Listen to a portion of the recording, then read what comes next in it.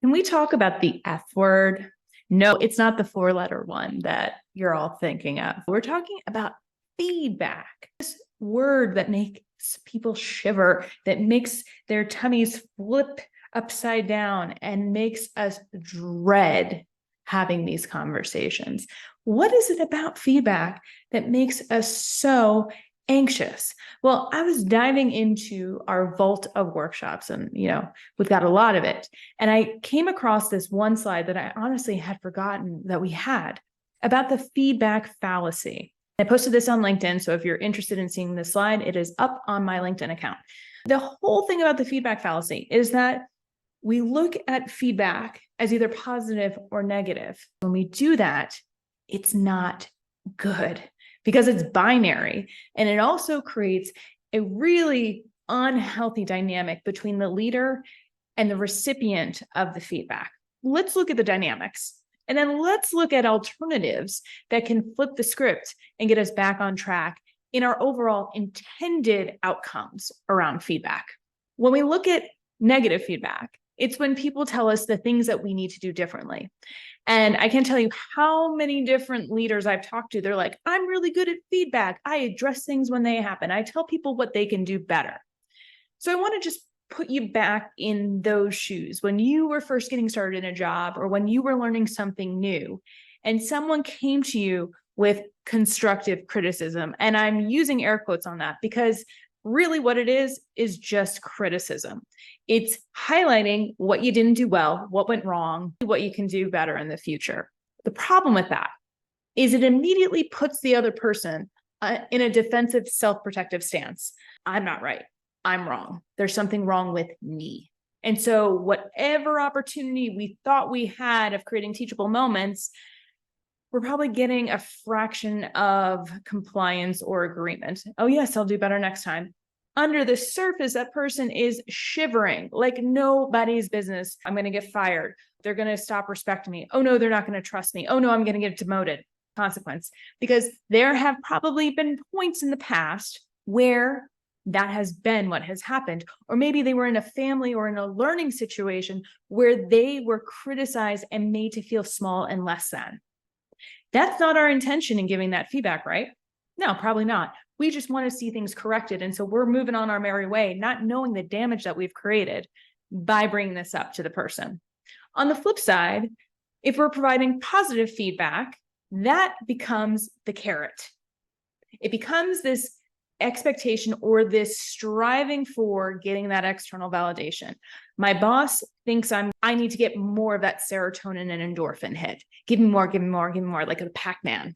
And then what ends up happening is when they don't get it, when there is a void of that external validation, the gap, the void becomes this anxiety-ridden fill-up of, well, if they didn't tell me I was good enough, am I really good enough? What do they really think of me? What's going on?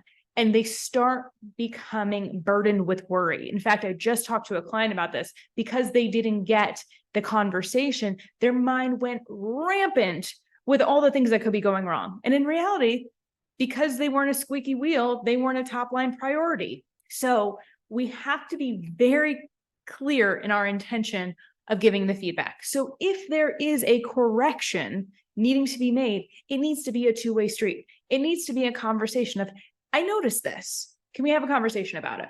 What did you notice? What would you have done differently? What do you need? Questions, not accusations, not speculation. And when it comes to giving people positive praise, we want to learn more about their process. So you did a really great job on that presentation. Like, what do you think contributed to that success? Walk me through your process. Because what we want to do is getting people internally validating themselves, building that inner confidence in their process, in their learning, in their understanding, in their ability to be flexible and to go into those unknown, uncertain spaces. That's what we're trying to co-create. It is not about us being on the pedestal, us being on top of the hill saying, you pass, you fail. It only sets people up for feeling insecure. And in the past, that's what companies wanted. That's what leaders wanted. They wanted compliance. They wanted that you need me in order to feel okay. That's paternalism. And that is ripe for exploitation too. So if we're trying to evolve our leadership strategies, if we're trying to up-level our cultures and ownership of projects and agency, we need to co-create that feedback loop. Tell me what you need. Tell me what you know. Tell me how I can help you. And I'm going to be that outside external lens telling you what I noticed. I'm seeing a pattern of things. Tell me how this is working for you or not working for you. Because typically when feedback comes up, it means we're misaligned in our expectations. And when we have unmet expectations, that's when relationships break down. So at the core of this, we have to build trust. We have to build bridges of understanding in what the thought process related to the outcome and the completion of tasks. And if things aren't happening in the way that we're both expecting, nobody's happy. So we have to come together so that we can understand, what do people need to feel successful, and what do I need to see in order to feel confident in their abilities? We need to get both of our needs met. So be clear as a leader, my needs are this. Here's how you build trust with me. Here's how you gain more agency. And the person on the other end can say, here's what I need to be most successful. Here's how I do my best work. Imagine having conversations like that in the workplace and how things could be different. So I want you to think back on when you have given feedback. Were you coming from a negative or positive angle? Even under constructive criticism, what was it really? And how can you shape your questions and the energy that you're showing up with to get a better outcome? Think about the ideal outcome and then see what's possible. See what comes out of their mouth next.